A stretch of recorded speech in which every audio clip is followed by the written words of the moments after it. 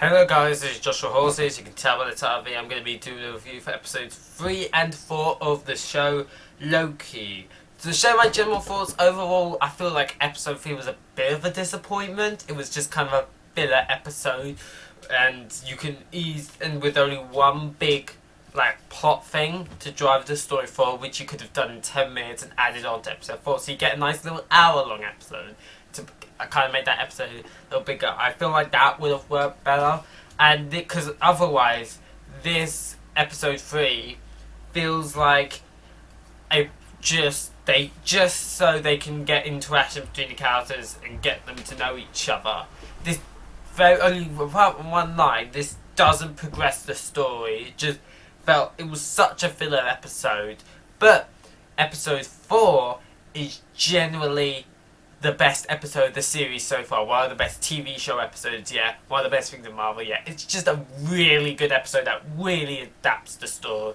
Really kind of brings it forward. So let's start with episode 3. As of course we know from from the end of episode 2, Lady Loki goes through the portal. Loki comes in, and they end up fighting all over the place. They even fight at the TVA, but Lady Loki's the pad, or Loki did, and they took him to one place. Then they took him as they fought. They took him to another place, and that was Atlantis. It's basically an apocalypse because she's probably only really got apocalypse saved there because that's only where she can hide. And it leads to them having to work together in order to survive because their portal thing is kind of low on battery, and they need a plan to kind of store on batteries so that they can move and get out here. So as they find out about this fat woman who just preferred to die and stuff. That isn't really important. It's just showing that's quite like she just sort of wants to die. So yeah, it wasn't really that important. Then they go into this boat train that kind of takes people out, and that's when we get some character development between the two. They get to know each other. Lady Loki plays a well. They both work together. They're both good actors, so it was fine. And then they of course kind of go into the train, but then someone notices them and asks their ticket. He's like, "Well, I have a ticket." A massive fight back out. He gets basically the reason I'm going on this train is to kind of take the power from this, so they can put it on their little pad thing and just leave and go back to somewhere else. But that failed. When Loki was thrown out of the window, so Lady Loki went out after him and he broke the pad completely. So the only way they have out now is at the city. Rich people kind of have this ship that kind of flies out. It got destroyed, but their plan is if we get on that ship, we can, stop the and try and stop it from being destroyed. We can survive, and I guess whenever they come on, create a significant timeline of it. I don't know. It's just mainly about surviving at that point. On their way there, they had a conversation, which is the most important, only real important thing in the entire show. I dropped something. There we go. And it's a conversation where we find out all the workers of the TVA are variants. Then they had a life before they came in, and they were taken. And this is mainly because at the start of the film we see C-20, that soldier that Lady Loki hypnotized. It used the memories. We find out in this conversation, those are not memories she made up. She can't do that. She can only use memories that they have experienced. So she had experienced that. She had a life. She had friends and stuff. But because she's a variant, she was taken. They washed by wiped her brain and made her a soldier.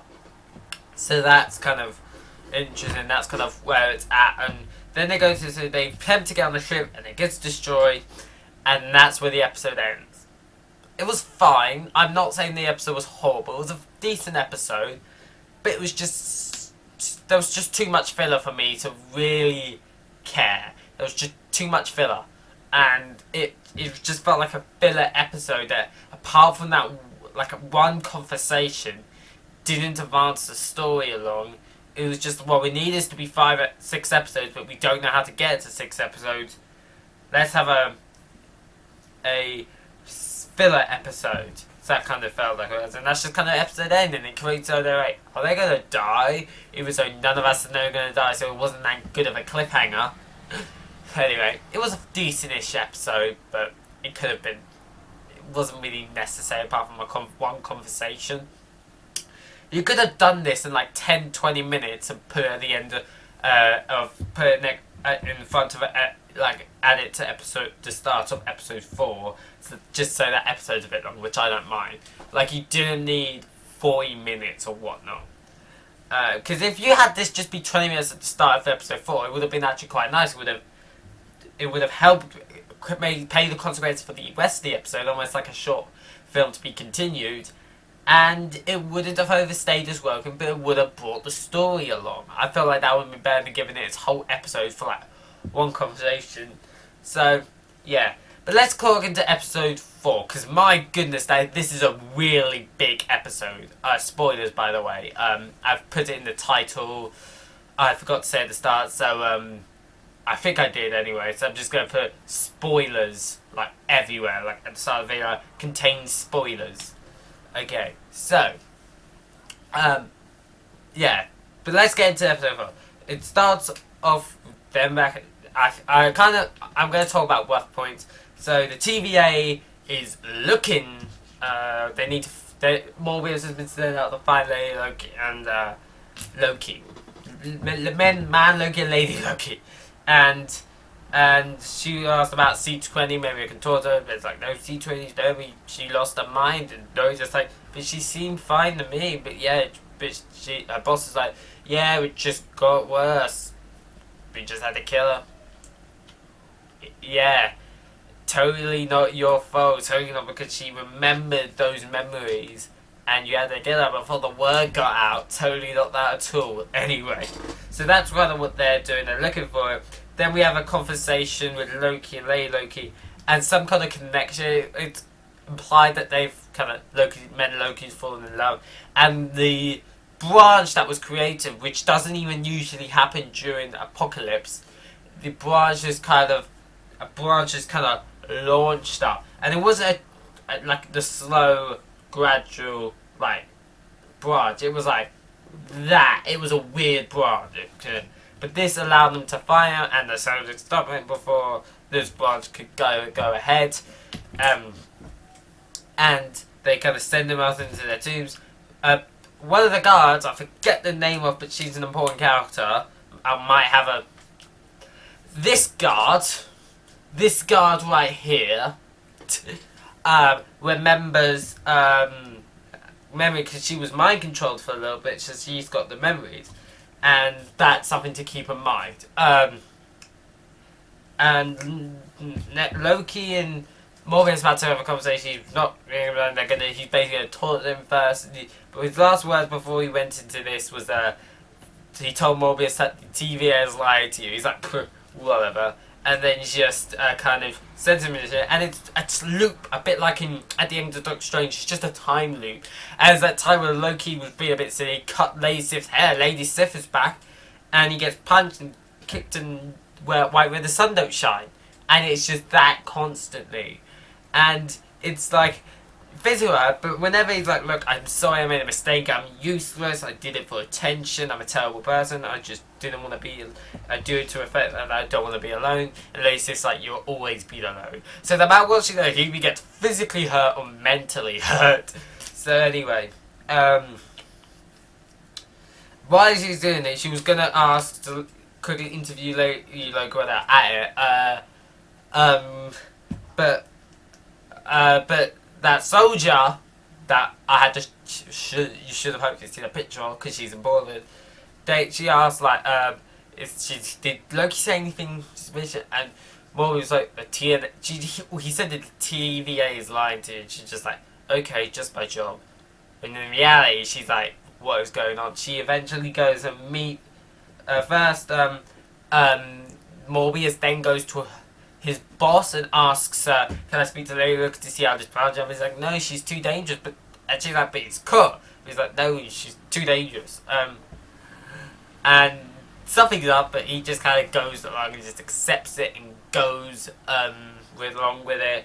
And And the next thing I want to talk about is that guard goes to Lady Loki, takes her back, when we first see her character in that shop where it's raining during the apocalypse. It's like, how did you put a memory in my head? It's like, no, these are your memories, your variant. And she kind of touches her by the arm, the guard by the arm, and just gives her more memories. And she's just, you can see about she doesn't say anything or anything like that. We can see the emotion effect that she probably had a good life that was taken from her. So that kind of, I like how this episode, we also saw in this episode, my review jumper at the start of the show, Lady Loki as a child getting arrested from the TVA, and it kind of shows just really the bad side, the dark side of TVA, and it really shows that the TVA are the bad guys in this situation, but the people working there don't realise that. She takes this child she was just playing toys, so like, you weren't supposed to be playing toys at this time. Come to us, you're under arrest. And before she can she grabbed the machine and kind of went off into the world until she realised that no one could find her. She just went running through time periods until she realised that they can't find her during the apocalypse, and that's how she's been able to stay hidden. That's just something I thought I'd add. Then we have then Mobius takes Loki out of the time loop and just has a interview to find out how this happened. They kind of just lie to each other, and he's like, I just used that for my plan. I don't care about it. Like, he's like, okay, that'd be good. I was planning to kill her anyway. And Mobius was like, well, that's good because we already killed her. And he's like, what? What did you do? They got really angry and defensive, and he's like, no, we haven't killed her yet. Relax. And we kind of find out that there's some cool love connection between the two, that they're kind of in love, which I'm not sure how that kind of works, considering they're both the same person. You kind of think Loki's the kind of person that will fall in love with himself, and of course that's going to cause a branch when he's falling in love for the variant of himself. And that wasn't all. He then finally tells him that you're all variants, and he's just like, nah, but he's lying to himself. You can tell by the way he acts, he's kind of lying to himself. And the guys tell him to go back into the so Lasif can beat him up some more. It's like, and he tells him to lie. It's like, what? Because I revealed your feelings for Loki's like, no, that I can respect. It's the lie that you tell yourself. And just kind of goes in. And Morbius was like, he feels like you can tell he's lying to himself, that something in his brain is kind of like, wait, is this true? So to find out, he goes over to his boss so they can sign the end of the celebration, sign off the case before they get pruned and destroyed by the in front of the timekeepers. So yay, but he kind of asks questions like, are you sure C20 was that bad? Like, she was fine when I met her. She's like, no, I told you she was bad. And he's like, you know what I do? You did so well for this case. I'm gonna let you watch the TV.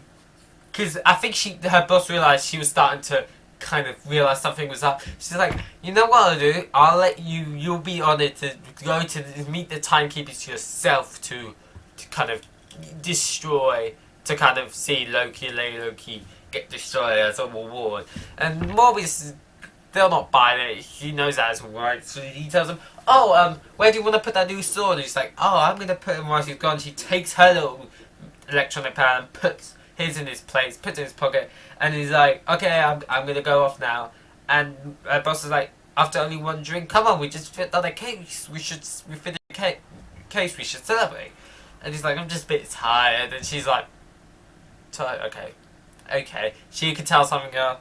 And then she goes and hides somewhere, and he watches it, and he sees them recording of her C20, that soldier, just be like, I had a life before, and I know the truth. And then the recording starts, and we see her boss stopping the recording as implied that they kill her because she knew the truth too much. And Morbius now knows the truth, and he goes over to Loki, and he's like, are you sure that she's not implying memories in her head, that these are actual things that happened? And she's like, yeah, I'm certain. He's like, okay, we need to take the TVA down. And he's like, you can be whatever you want to be. You don't have to be you can be the good guy. You don't have to be controlled by life, in case no one's ever told you that. And they kind of just sound that they're good friends, and they have a plan to kind of stop the TVA. And there was a question that I'll talk about in a minute. So as they go, then they go out to try and stop it. Then her boss and some guards are there, and it's like, oh, you left your pat. I was like, oh yeah, I went quite far and realised and she already knows what's up. She's like, oh, there's this scene, a part of that scene where they last talked. There was a question like, if you could go to any time period, what would it be? But he's just like, I don't really know. This is just my work. I don't really want to be anywhere else until he learns the truth. And he's like, oh, by the way, I figured out the answer to your question. You asked whatever time period I would want to be, and he's like, the time period I was in. The time period I had, where I might have had a family, I might have had a life that you took from me, I might have been on those jet skis, and because it's always that jet ski. When I heard their variants, then I'm like, of course his real life person had a jet ski. So, and he's like, I would have had a life, I would have, that you took from me, and he's like, pruning him, which means kill him, and they stab him with the machine thing, and they kill him, right? With 2 episodes left, I was like, what? This was a big deal, and it meant a lot, and it was a big scene. And it was quite, sad. It was like one of my favourite characters in the lives, but it was an impactful death. And it might not even be gone. We don't know. And plus, it's Marvel. Anyone can die and be back like it's nothing. So, especially with the post-credits scene. Yeah. So, next up, Loki and Layla get taken up on this lift to meet the timekeepers. So they can destroy Layla's house. Because the guard, the boss is the guard who originally arrested her when she was a child. She's like, do you remember why you arrested me? First she's like, do you remember me? She's like, yes. She's like, why did you arrest me? He's like, what does it matter now? She's like, ask me. I was a kid playing toys. Clearly I must have done something horrible for me to get arrested. And she's like, I don't remember. That she was just like, it doesn't matter to me. I don't care. I just don't remember. And I was like, gee, that was just adding for bullshit. And then you get Loki. And for the reveal of the timekeepers, if you think about it, the reveal wasn't that big for like your lead villains. So it was a bit like, okay, it was a bit hollow, generic lines, but there was a point to it. And they couldn't move every time they tried to move because of the college. She moved back in her play. It was like they said the timekeepers said their generic lines until the guard, who I forgot the name of, but showed you the picture earlier, released some of their collars and they had a big fight. I don't know what happened to the guard. Probably died. I don't know. And then Loki, after they had the fight, which was a really cool fight, reminded me a bit of Ray and Ben Solo in Star Wars Episode 9 just teaming up to fight the bad guys. It was a really cool scene. Then Loki gets her sword and just swings it and chops off the head of the timekeeper in the middle. His head rolls. And then we find out it's just a robot. The timekeeper's just robots. So it creates the question, who's really behind this? And they don't know. And Loki was about to tell her feelings for Lady Loki about how he feels about her, saying how he never really felt it before. Before he cared, he gets pruned and destroyed by the boss, by Mobius's boss. And I was just like, wait, what? They just killed off Loki in his own show? Anyway, then she grabs the sword, points it at her, disarms her, and she's like, and the boss is like, just kill me. I don't want to tell anything. And she's like, no, you're going to tell me everything. And that's where the show ends. All we thought. There's a post-credit scene. And it's Loki again. I was like, am I there? And then we hear voices. I was like, no. No, you're not. But you will be if you don't come with us. And it's very Loki. You have Loki in the classic attire, classic comic attire, a bit older. We had boastful Loki, which at first look is Thor, but that might actually be a cool thing. Like, the Loki, that variant of Loki is Thor, so that might be quite cool. We had Kick Loki and a crocodile. Crocodile Loki. And they have this destroyed building in the background. My theory is that this place is Manhattan had Loki won in the first Avengers film, because if you look at the side, you see a destroyed Avengers Tower. So I feel like that would have been like that. It's trying to show this the world, what the world would look like had Loki won in Avengers. And yeah, so I don't know where they are. They sent to this other world. If so, does that mean Morbius is alive? I know my thoughts on bringing back dead characters. So far, I'm okay with Loki because it's set in the past, although not. It's an interesting show. If you can like give a good reason why someone's back, I can deal with it. And Mobius, I just want to see him back so he can ride that jet ski. I'm sorry. So yeah, that's the show. Overall, episode 3 was a really filler episode. Didn't feel necessary. You could have had like 20, made it a 20-minute. Well, you could even made it a 20-minute episode and put it in the front of the episode 4. But episode 4 was a really good episode. Really brought the story forward. Led in the goes like, what's happening next? Because everything I thought that might happen did not happen. The timekeepers were nobodies. Like everything that I thought would happen, like Mobius would live long to like live until the end of the show. Everything I thought without any ideas of what would happen were completely destroyed. I have no idea what's going on. And yeah, overall good episode 3, although it was a filler, it was a good episode, but it's just a bit too much filler. Episode 4 was a really good, strong episode. So overall, those are my thoughts on Loki's episode 3 to 4. Let me know in the comment section what you thought of this. Let me know in the comment section below what you thought of these episodes of Loki. Hope you enjoyed the video. If you did, subscribe to the channel, turn notifications so you never miss a video, and like the video as well. Hope you enjoyed this video. I'll see you all on the next one. Bye guys.